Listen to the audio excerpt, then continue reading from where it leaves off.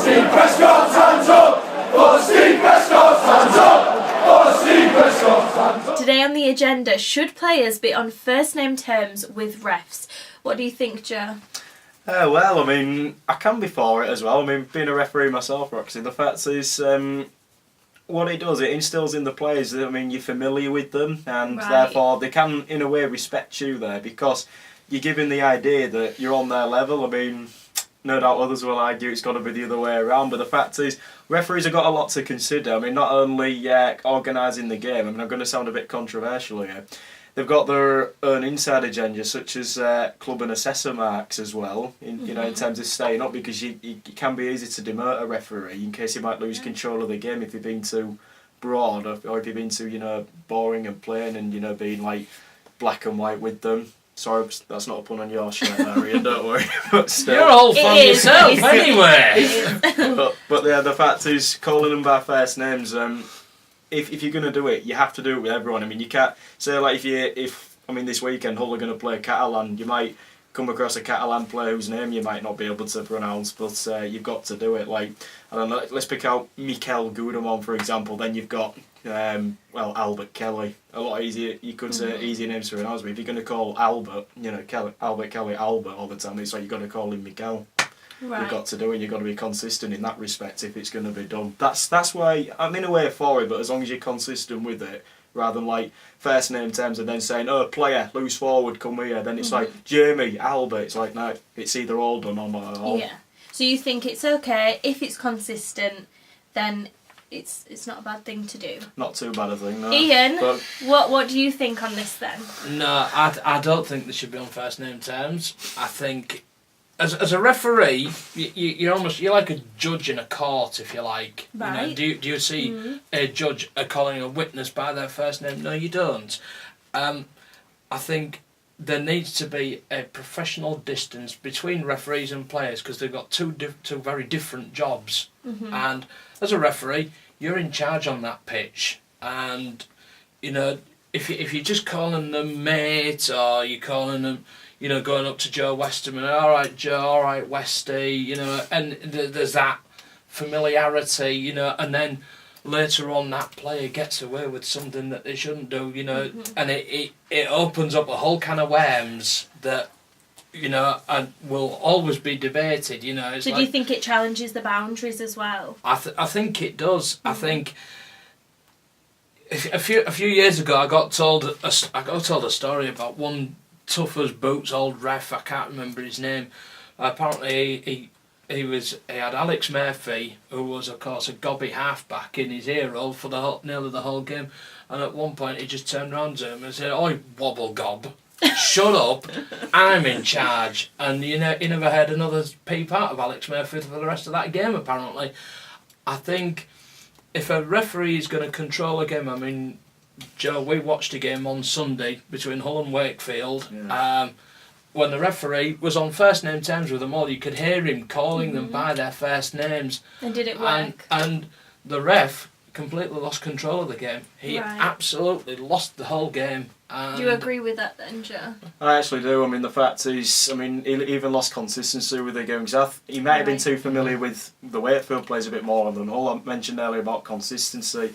Is that the reason why he's sin binned Gareth Ellis, but could have sin binned a Wakefield player or two? When Brad Fash nearly got nearly decapitated, yeah.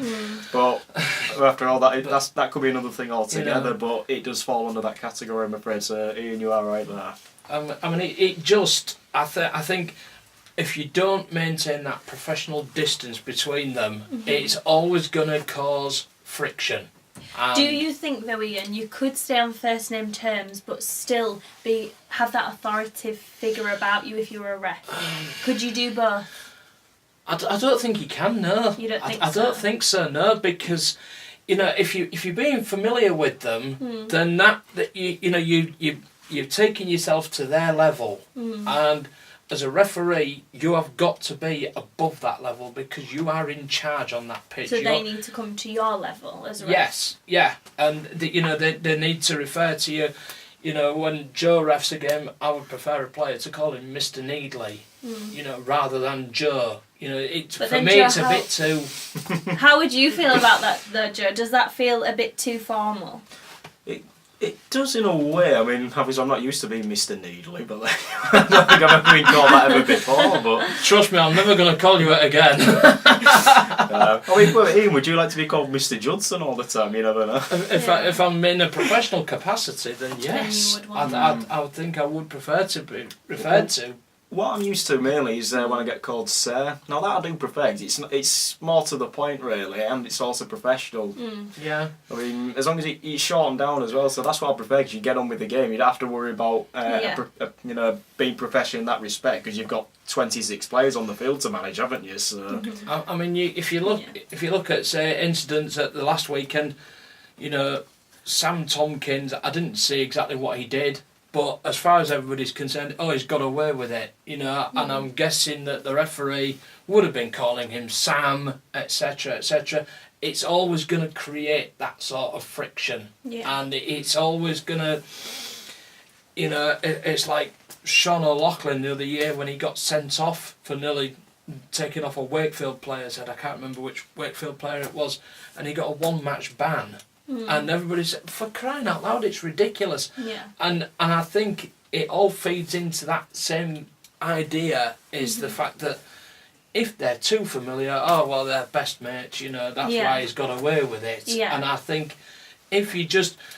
Each player has got his surname on the back of his shirt, you know.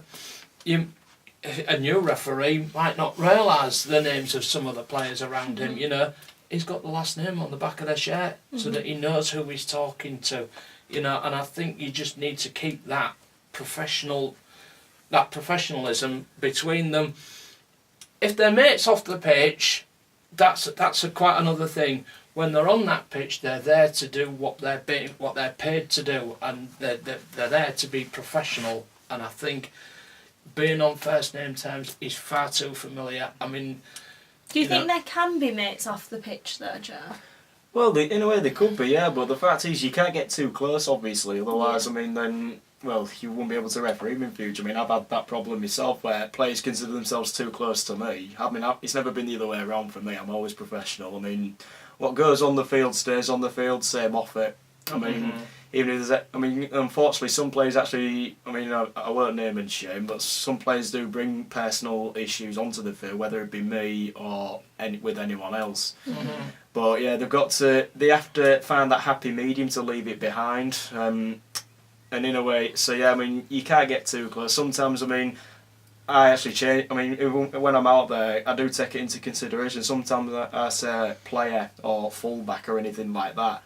I don't call them Martin or Ben or Rob. You don't do that. I mean, there's the thing. You know, if a player goes and maybe scores a winning try in a game that maybe relegates a side or knocks a team out of the playoffs or the Challenge Cup, you know, and you're not quite sure whether it's a legitimate try. If that referee is too close to that player, if they're too friendly, how many people are going to think, he's let him have it because it's his mate? Or even on the pitch as well, if a ref's saying the name of someone and maybe the more formal name of someone else, they would start thinking, I would start thinking as a player, well, they're more on their side than me. And I mean, if you're going to single a player out, you don't single them out by, you know, I mean, how many different named players do we have who have the same names, you know, in teams? That's true, you know, yeah. If you call them by their surname, you are singling them out, and you're saying, right, I am talking to you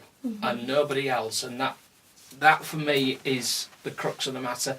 It needs to be professional, and it needs to be beyond reproach. And being on first name terms, I just don't think it's beyond reproach. It's enough for you.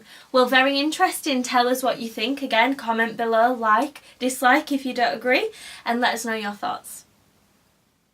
Watch every game of the NRL, plus the grand final and State of Origin, from anywhere outside Australia, New Zealand or the Pacific Islands. Go to watchnrl.com and take the footy with you.